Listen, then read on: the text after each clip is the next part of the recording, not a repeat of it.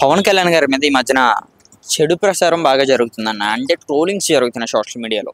అంటే రాజకీయంగా అవ్వచ్చు, ఆయన పర్సనల్ లైఫ్ అవ్వచ్చు, మూవీస్ అవ్వచ్చు. దీని మీద నీ ఒపీనియన్ ఏంటి బ్రో? అంటే ఏ టాపిక్ మీద? అంటే పవన్ కళ్యాణ్ గారు గతంలో చెప్పిన అంటే రాజకీయంగా చూసుకుంటే ఆయన పిఠాపురాన్ని వదిలేశారని, మరొకటేమో ఆయన సినిమాలు అన్నారు, సినిమాలు చేయట్లేదని, అది చంద్రబాబు గారు ఏదైతే చెప్తున్నారో చంద్రబాబు గారు మాటలు ఆయన నమ్ముతున్నారని కూడా మాట్లాడుతున్నారు.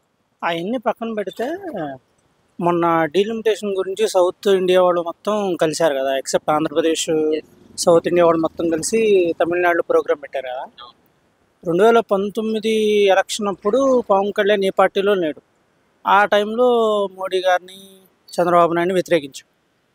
అప్పుడు ఏమని మాట్లాడారంటే సౌత్ ఇండియా వాళ్ళని సరిగ్గా గౌరవించట్లేదు, ప్రయారిటీ ఇవ్వట్లేదు, హిందీ భాష ఎందుకు అన్నట్టుగా కూడా మాట్లాడారు.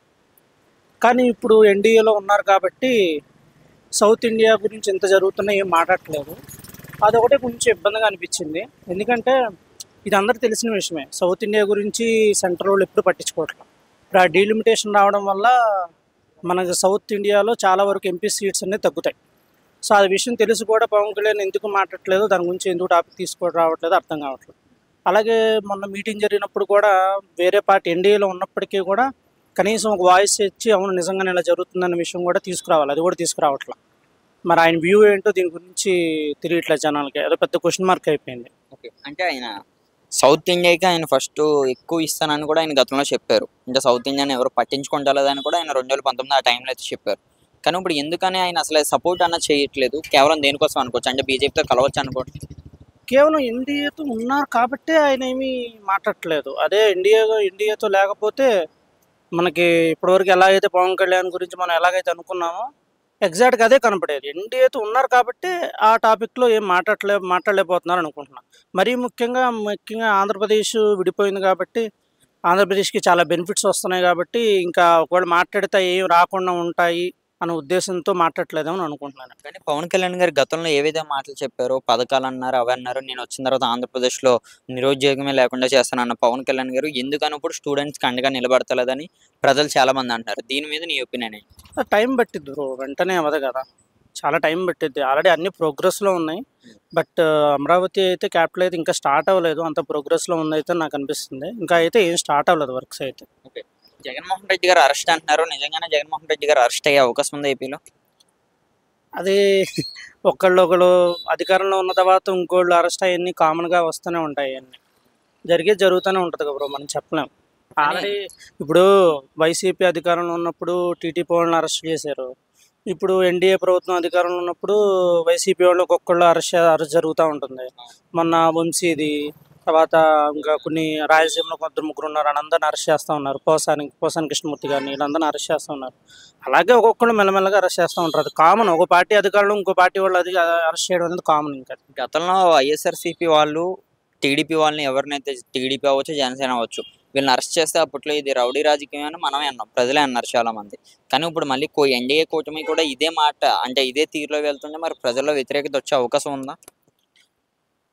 ఆబ్వియస్లీ ఉంటుంది. ఇలాగే ఉంటే మాత్రం వ్యతిరేకత అనేది కొంచెం వచ్చే అవకాశం ఉంటుంది. బట్ చూడాలి.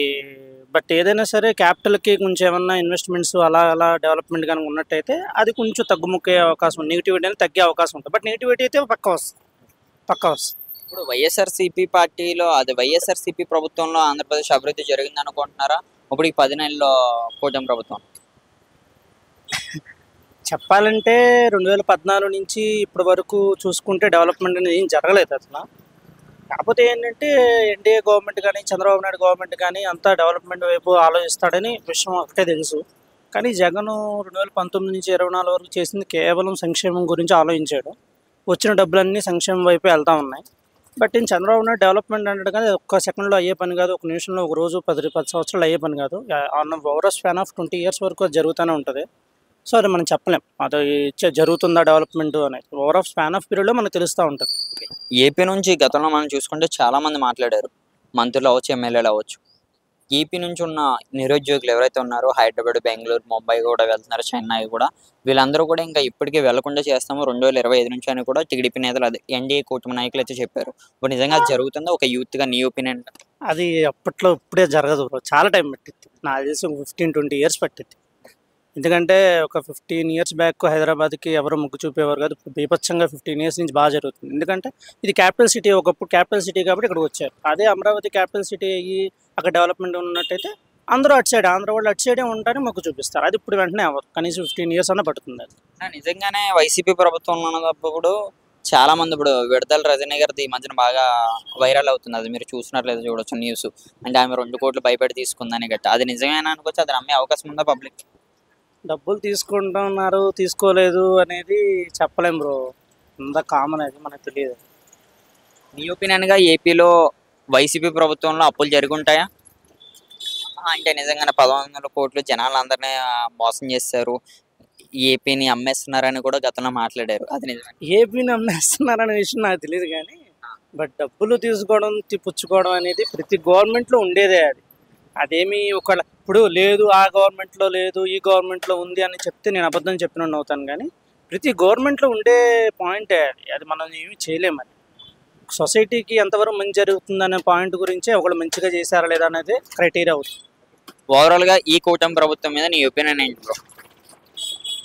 ప్రస్తుతానికైతే ఏమి ఇంకా డిసైడ్ అవ్వలేదు బ్రో, ఎలా ఉందో ఏంటి అనేది. బట్ ఇంకా టైం పట్టిద్ది, 2-3 ఇయర్స్ అన్నా తెలిస్తే మనకు తెలుస్తుంది అనమాట. బట్ డెవలప్మెంట్ పరంగా అయితే అన్నీ మాట్లాడుతున్నారు, వెళ్తున్నారు, జరుగుతున్నాయి. కానీ but on ground reality works ఎలా జరుగుతున్నాయి అనేది కనబట్టలేదు. ఓకే, ఇది కనిపించవచ్చు అంటే ఇంకా ఎంత టైం పడే అవకాశం ఉంది?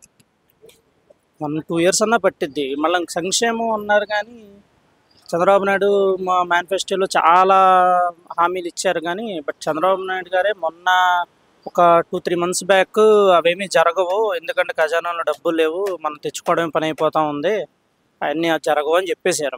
మరి ఏ ఉద్దేశంతో చెప్పారో అది ఇంకా అర్థం కావట్లేదు. మరి సంపద సృష్టిస్తానన్న 45 సంవత్సరాలు రాజకీయ అనుభవం ఉన్న వ్యక్తి చంద్రబాబు గారే అంత మాట అనడంతో ప్రజలందరి మీద కూడా చాలా వ్యతిరేకత పెరిగింది ఎన్డీఏ కూటమి మీద. దీనికోసం ఏమంటారు? ఆబ్వియస్లీ వ్యతిరేకత అయితే ఉంది ఈ పాయింట్లో. ఎందుకంటే జనాలకి మొన్న 19 నుంచి 24 వరకు ఏదైతే డబ్బులు ఇచ్చి పంచిపెట్టడం సంక్షేమం ద్వారా జరిగిందో జగన్ గవర్నమెంట్లో, ఎన్డీఏ ప్రభుత్వంలో ఏం జరగట్లేదు కదా. సో జనాల దృష్టిలో డబ్బులు అనేది చాలా ఇంపార్టెంట్గా వాళ్ళు భావిస్తున్నారు కాబట్టి పక్కాగా వాళ్ళైతే ల్యాకింగ్గానే ఫీల్ అవుతారు, మనీ చేతిలో ఏం రావట్లేదు ఏంటనేది. అలాగే రైతులకి అన్యాయం చేశారని కూడా రీసెంట్గా జగన్మోహన్ రెడ్డి గారు ఒక ఊరు వెళ్ళి రైతులందరితో కూడా మాట్లాడారు. దీనికోసం ఏమంటారు? అంటే రైతు భరోసా కూడా ఆయన ఇస్తలేదని కూడా చెప్తున్నారు. ఇప్పుడు ప్రభుత్వం సుమారుగా సంవత్సరం దగ్గరకు అవుతుంది. అదే ఐడియా. ప్రజలకు ఇప్పుడు సంక్షేమ పథకంగా చూసుకుంటే అమ్మఒడి, అదే తల్లికి వందనం, పెన్షన్ అయితే అందిస్తున్నారు. ఇంకా సూపర్ 6 ఏదైతే ఉన్నదో ఫ్రీ బస్సు, ఇవన్నీ కూడా ఇంకా అందిస్తలేదు కదా. దీనికోసం ఏమంటారు? అదే నిరుద్యోగులకు 3,000, వీటి మీద నీ ఒపీనియన్? నాకు తెలిసి ఓన్లీ సిలిండర్ పథకం ఒక్కటే అమలైనట్టు ఉంది. ఇంకోటి పెన్షన్ ఏదైతే ఉందో అది రెట్రోస్పెక్టివ్ ఎఫెక్ట్గా స్టార్టింగ్ రాగానే ఇచ్చారు, అదొకటే. ఇంకా సూపర్ 6 మిగతా ఏమి అమలు అవ్వలేదు.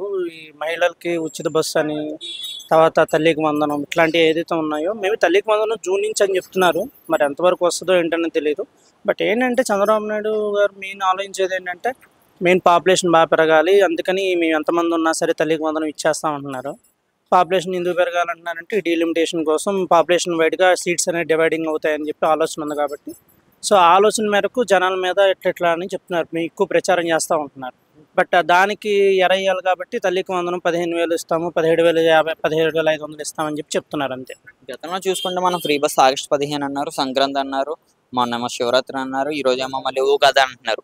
నిజంగా ఉగాదికి ఇంకా 1 వీక్ టైం ఉంది. ఈ ఉగాదిలో ఏపీలో ఎటువంటి పథకం ఏమైనా అమలు చేసే అవకాశం ఉందా లేదనుకుంటున్నారు కూటమి ప్రభుత్వం? నాకైతే లేదు బ్రో, అసలు నాకు తెలిసి అలాంటి అవకాశమే లేదు అసలు. ఇంకొక 4 months 7 months 8 months వరకు ఏం లేదు ఇంకా. అంటే ఇలాగే కంటిన్యూ అవుతుంటే ఎలా ఉంటుంది కూటమి ప్రభుత్వం రానున్న రోజులు ఏపీలో?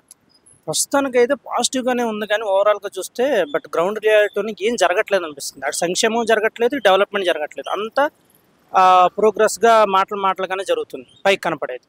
పవన్ కళ్యాణ్ గారి మీ ఒపీనియన్ ఏంటి? పవన్ కళ్యాణ్ గారు గెలిచిన తర్వాత పిఠాపురాన్ని మర్చిపోయారని కూడా ప్రజలు మాట్లాడుతున్నారు. అంటే ఆయన గతంలో మనం చూసుకుంటే ప్రతి దిక్కున కూడా మద్యం రేట్లు తగ్గిస్తానన్నారు. అలాగే 33,000 మంది అమ్మాయిలు తప్పిపోయారని చెప్పారు. ఇవన్నీ కూడా కేవలం ఫేక్, కేవలం ఓట్ల కోసమే మాట్లాడుతున్నారని వైసీపీ నాయకులు చెప్తున్నారు. దీనికోసం మీరేమంటారు? యాక్చువల్లీ ఆయనకి ఇచ్చిన శాఖల గురించి ఎక్కువ ఆలోచిస్తున్నారు కాబట్టి ఇవి కూడా ఆలోచించాలి. ఎందుకంటే మనం రాజకీయ కోణం కన్నా పవన్ కళ్యాణ్ గారి వ్యక్తిగతంగా ఎక్కువ అభిమానిస్తాం కాబట్టి పక్కగా జనాలు వీటి గురించి ఆలోచించాలని చెప్పి ఎక్స్పెక్ట్ చేస్తారు. బట్ దాని గురించి కూడా ఆలోచించాలని నేను కోరుకుంటున్నాను, చూస్తున్నాను ఎప్పుడు ఎప్పుడు మాట్లాడతారా ఆ టాపిక్స్ గురించి. థ్యాంక్ యూ అన్న. Thank you.